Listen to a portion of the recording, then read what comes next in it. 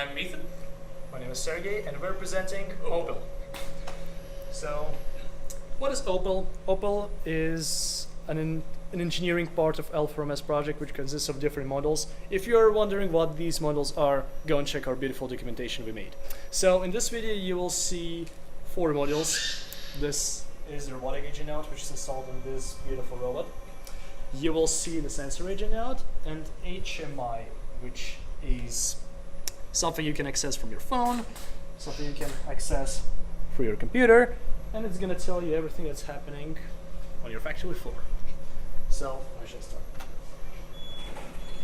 The robot starts moving, and it's going to go to that conveyor carrying these bottles. These bottles are going to be placed on this. As the robot approaches this RFID sensor, it can be identified as the correct robot containing the correct payload, and it can be loaded onto this conveyor belt where once again our sensor agent node detects these bottles passing before it.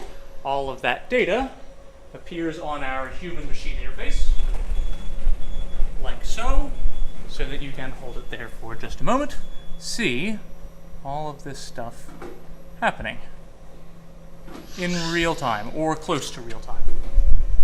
Turn here.